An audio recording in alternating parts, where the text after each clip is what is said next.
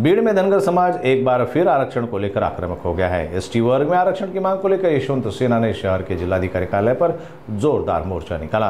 आंदोलनकारियों ने पारंपरिक वेशभूषा पहनकर ढोल ताशों के साथ हाथों में तख्तियां लेकर प्रदर्शन किया। उनका कहना है कि केंद्र में हम ओबीसी में है, राज्य में एनटी में और संविधान में एसटी में हमारी स्थिति उलझी हुई है। मुख्यमंत्री फडणवीस समेत उप मुख्यमंत्री एकनाथ शिंदे और अजित पवार ने वादा किया था कि धनगर समाज को आरक्षण मिलेगा, लेकिन अब तक कुछ नहीं हुआ। ओबीसी के लिए कई योजनाएं आई, लेकिन धनगर समाज तक उनका लाभ नहीं पहुंचा।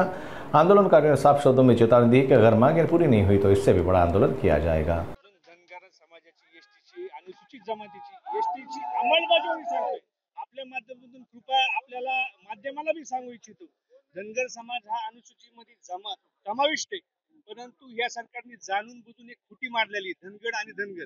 त्याच्यामुळे धनगर समाजाला गेल्या 75 वर्षापासून हे धनगर समाज आरक्षणापासून वंचित आहे। म्हणून आज आम्ही मागे सुद्धा अनेक आंदोलन केले। सरकारने या राज्याचे मुख्यमंत्री देवेंद्र फडणवीस, दोन्ही उपमुख्यमंत्र्यांनी आम्हाला आश्वासन दिलं होतं की धनगर समाजाचं आरक्षण आम्ही सोडू।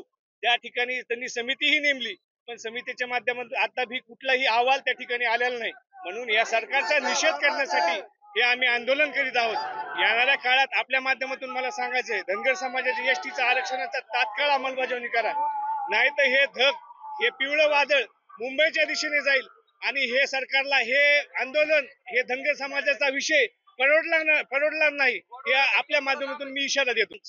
आम्हाला दिलेलं घटनेने म्हणजे आता धनगराचं कसं झालंय एक तुम्हाला सांगतो आपल्या माध्यमातून, आम्ही केंद्रात ओबीसी मध्ये आहोत, राज्यामध्ये एनटी मध्ये आहोत आणि जे घटनेने दिलंय त्यात एसटी मध्ये आहोत।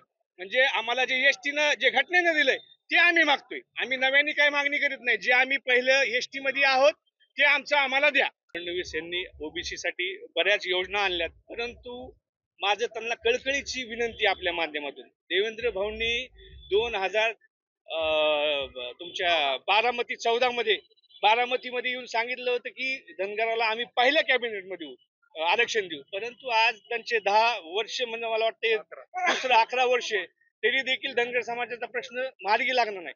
धनगर समाजाची ताकद काय आहे हे देवेंद्र भाऊला चांगली माहिती आहे की त्यांनी आमच्या मतावर त्यांनी 10 वर्ष सत्ता भोगली आहे आणि जर येणाऱ्या अजून 50 वर्ष जर सत्ता भोगायची असेल तर धनगर समाजाचा आरक्षणाचा प्रश्न हा तात्काळ निकाली काढणार नाही। पण आपल्या माध्यमातून एवढं नक्कीच सांगेल की आमच्या धनगराचं कसं झालंय, आम्ही केंद्रात ओबीसी मध्ये, राज्यात एनटी मध्ये आणि जे संविधानाने दिलंय ते एसटी मध्ये।